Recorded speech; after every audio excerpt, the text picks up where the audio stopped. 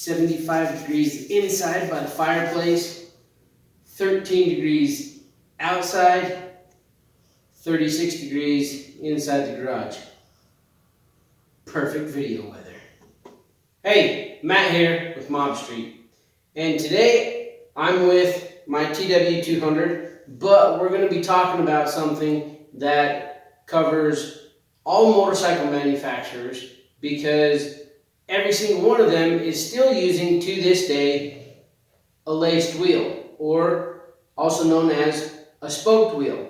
They are a great design that have been around forever, but I think sometimes they get overlooked when it comes to servicing the bike. There's a lot of purpose behind those little spokes. They have, a pretty important job to do, and if they're not properly maintained themselves, bad things can happen. So let me show you what I'm talking about. Okay, if you look right here, this is the owner's manual for the TW200, and this is the periodic maintenance section. And if you look right here, it says wheels, tighten spokes if necessary. 600 miles, 4,000 miles, 7,000 miles, 10,000 miles, or first month, 6 month, 12 months, 18 months. So no matter what, they're recommending that you check them at least every 6 months. And if you ride a little bit harder off-road, I recommend doing it even more than that. Now the road bikes, I would follow at least this 6 month, check them every 6 months, if not more. So these are some of the books that I have in my motorcycle library, and I want to start with this one right here, just to kind of show you what it is those spokes are responsible for. It says the spokes themselves, which are the most remarkable part of this type of wheel. If you look at a spoked wheel on a parked motorcycle, you may wonder how the spoke nearest the ground can support all that weight. After all, if you take a spoke and push the ends together, it will bend and collapse quite easily. Spokes have little compression strength, but have a great deal of tensile or pulling strength. A motorcycle with spoked wheels is literally hanging from the spokes uppermost in the wheel. The remaining spokes are only locating the hub in the center of the rim and preventing the rim from bowing outwards under the weight of the machine. Another consideration is the loading imposed upon braking and acceleration. In each case, the rim and the hub are under pressure to twist in relation to one another, and so the spokes must be so arranged to cope with these forces. Because a wire wheel is continuously flexing, spokes have a tendency to loosen. Loose spokes can cause spoke rim and hub breakage. Spoke looseness should be detected during wheel inspection and should be corrected immediately. There are 3 different ways to check for loose spokes. That's what we're going to do now. First thing you want to do is support your bike.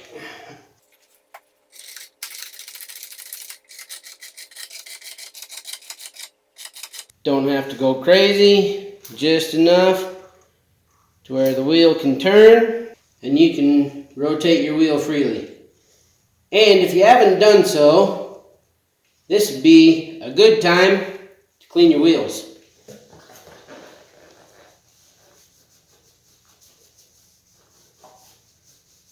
Kind of reminds me of polishing my boots for church.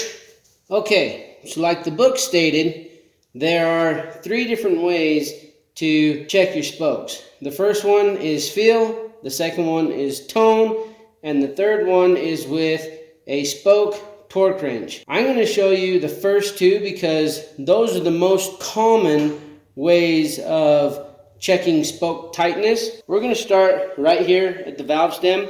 That's a good reference point to start with. If you look, the wheel has spokes on both sides. You're going to do this procedure on one side and then over on the other side. The first one we're going to talk about, or the first one we're going to do, is the tension. So if you look, all these spokes cross at a certain point. That's where you want to test your spoke tightness. So first, we're going to put down here and right here and pull. And if you feel any looseness in those, that's a good indicator that one of those spokes is loose. But those are tight, so we're going to rotate. And we're going to do the next set of 4. Right there. Nope. Right there. Good. Right there. Good. And then we'll do, since our valve stem's right here, we'll do the bottom one that we already did and the top one. Good. And then you go over to the other side and do the same thing.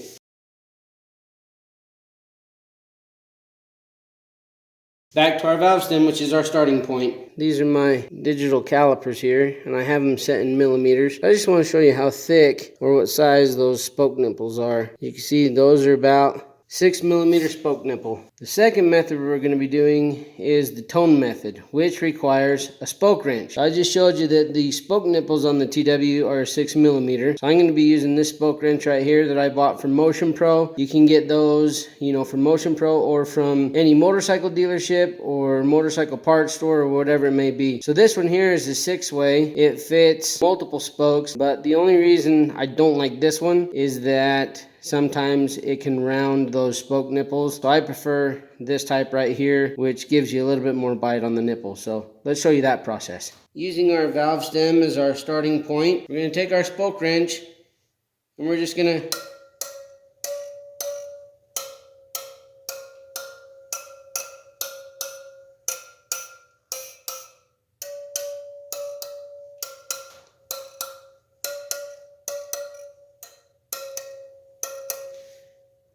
you hear the tones in those? So some of them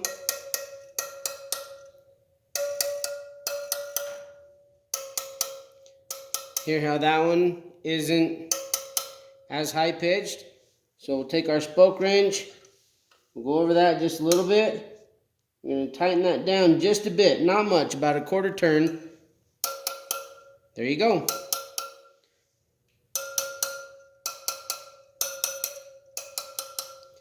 Do that one a little bit. And again, it doesn't take much. And you're good. You can do that to both sides. And this one, kind of wanted to show you what I did with the wheel weight. So I just was able to pry that up a little bit. And I didn't want to take it too far off. I was able to make my adjustments here. And then I'm going to slide the weight back down. Now you want it to sit over that spoke nipple right there. Get you a flat blade screwdriver. You're going to set it up against the wheel weight right there. Just going to tap it back down onto the spoke nipple.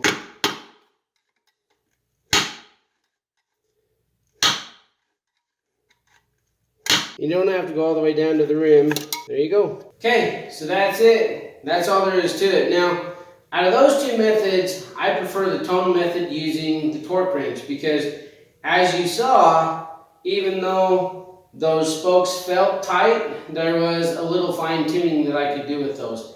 Now, it is recommended that if you have to do more than 2 full turns on a spoke nipple, that you break the tire down, put the wheel on a truing stand, and go through and make sure all of those are tight. Once you finish the front wheel, move to the back wheel, and again, this is a process that can be used for all laced or spoked wheels, and it's not just for the mighty TW. But now, if there's any questions or comments, feel free to put those down below. If there's anything that you think that I missed, please let me know, because I'm always looking to do things better than what I'm currently doing right now. So if you haven't already, hit like, hit subscribe, share this with your friends, and we'll get some more videos coming. So anyways, I'm Matt, this is Mob Street, and thanks for watching. Hey TW, got a joke for you. How do the motorcycle Jedi keep their wheels in place? They use the forks. Yeah, that was stupid, I'm sorry.